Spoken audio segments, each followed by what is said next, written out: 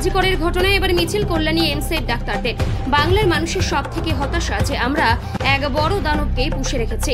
আমরা আরজি করের ঘটনায় সিবিআই তদন্ত চাই, পাশাপাশি তদন্তের সম্পূর্ণ বিষয় প্রতিদিন সাংবাদিকদের মাধ্যমে সকলকে জানাতে হবে এবং 12 ঘন্টার মধ্যে আরজি কর মেডিকেল কলেজের প্রিন্সিপাল এবং চেস্ট মেডিসিন বিভাগের প্রধানকে লিখিত আকারে কৈফিয়ত দিতে হবে যে এই ঘটনা কেন ঘটল।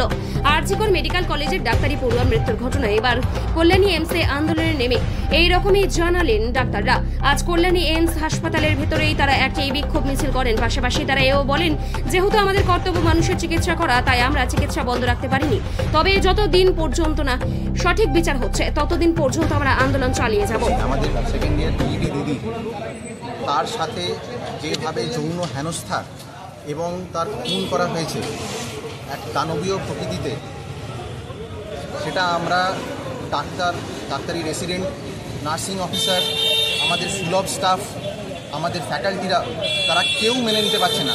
তারা আমাদের সবার সাথেই আসেন, কিন্তু একই সঙ্গে আমাদের পেশেন্ট দেখাটাও আমাদের কর্তব্য, কেননা আমরা শপথ নিয়েছি যে আমরা পেশেন্ট দেখব।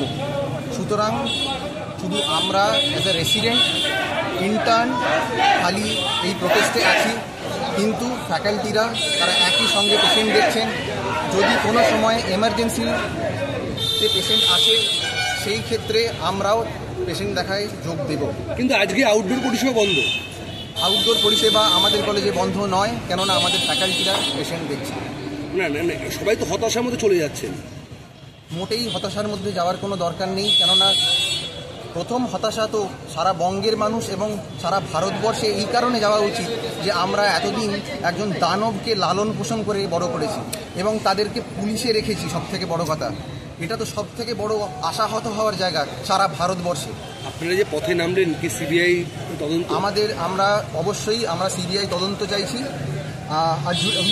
As for now, we will hold a pen down movement from our side for all non-emergency services in immediate effect from 12th August 8 AM onwards, in accordance to the nationwide call by the Federation of Resident Doctors Association.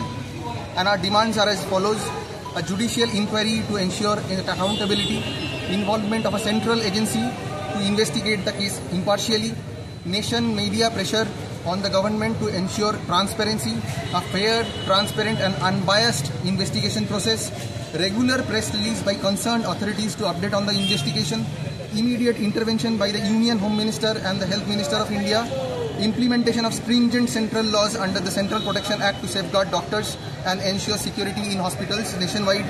We will persist in our protest until a fair, transparent, impartial and timely investigation is guaranteed.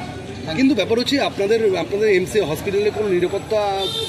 দেখুন, আমি যদি বলতে চাই, এখানে আমাদের যারা NDRF কর্মী, যারা প্রাক্তন আর্মি অফিসিয়ালস, তারা আমাদেরকে সেফগার্ড করেন এবং বাইরে আমাদের যে ওয়েস্ট বেঙ্গলে যেরকমভাবে পুলিশ নিয়োগ হচ্ছে, তাদের মানসিক স্থিতি কী সেটা আমরা সমস্ত রকমভাবে জানতে পারি না। কিন্তু আমাদের এখানে যে নিয়োগ হয়, আমাদের সম্পূর্ণ মেডিকেল পরীক্ষা করে নিয়োগ হয়। সুতরাং আমরা খানিকটা সেক্ষেত্রে সেখান থেকে আমরা সেফ বোধ করি অবশ্যই। কিন্তু এই যে আরজি করে যে ঘটনাগুলো, সেটা নিরাপত্তা ছিল না, সিসিটিভি ছিল না, সেই নিয়ে অভাব। আপনাদের এমসে কিসের অভাব আছে, কোন জিনিসটা? আমাদের এমসে এখন আমরা ইন সলিডারিটি আমরা আরজি করের সাথে দাঁড়িয়েছি, কিন্তু আমাদের এমসে প্রায় সব জায়গায় যেখানে সিকিউরিটি দেওয়া দরকার, সেখানে আমাদের ডিপার্টমেন্ট এবং অথরিটি আমাদের দিয়েছেন এবং আমাদের এনাফ প্রোটেকশন দিয়েছেন। সেটুকুনি আমরা কি করতে ডাক্তার দেখাতে সমস্যা কি হলো, কি মানে ডাক্তার কি দেখলো না? ডাক্তার বলতে একটা ডেট দিয়ে দিল যে ওই ডেটে আসবেন। এখন কেন দেখছে না কি কিছু বলছে না? মানে এরকম কি অনেক পেশেন্ট অনেক পেশেন্ট ঘুরে যাচ্ছে, ইমার্জেন্সি থেকে অনেক পেশেন্ট ঘুরে যাচ্ছে। আপনারা এসেছিলেন কটার সময়? সকালবেলা ভোরবেলা এসছে। তা এখন দেখা যাচ্ছে যে গেটে থেকে মানুষজনকে ঢুকতে দিচ্ছে না, পেশেন্টটাকে ঢুকতে দিচ্ছে না। এখন হয়তো ঢুকতে দিচ্ছে না কি জানি না। আমরা সকালবেলা এসে ঢুকেছিলাম, ঢোকার পরে মানে টোকন সব দিয়েছে, ডাক্তার কাছেও পাঠিয়েছে। ওখান থেকে এখন ব্যাক করে। টোকেন দিয়েছিল কটার সময় তাও? সকালবেলা ভোরে। আপনার টোকেন নাম্বার কত ছিল আপনার? 104। সকালবেলা ডাক্তারের কাছে দেখতেও পাঠিয়েছিল, তারপরে ডাক্তাররা দেখেনি। আর এখন যাদেরকে আটকে রেখে দিয়েছে, এটাকে মানে এখন থেকে চালু হয়েছে। না, কেন দেখছে না? মানে বসেই আছি শুনলাম যে এই ঘটনা। ডাক্তার দেখবে না? না, ডাক্তার আসেনি। গরিব মানুষ, এবার মানে যার যে এসছে সেটাই যদি না হয়, পয়সা খরচ করে তো ডাক্তাররা কি কারণে দেখছে না সেটা কিছু বলা যাচ্ছে না, বলছে না? সেটা বলেছি কি না তা সঠিক। আউটডোর থেকে ডাক্তার নেই, এটাই জানি। আউটডোর থেকে সবাই ফিরে যাচ্ছে। হ্যাঁ, কোথা থেকে এসেছিলেন আপনি? আমরা ভালুকা, ওই তো আমার ছেলে ওটা। আচ্ছা আচ্ছা, হ্যাঁ। কি নাম আপনার? সোনাভানু বিবি। কি কোন বিভাগে ডাক্তার দেখাতে এসেছিলেন? আমি কানের সমস্যা।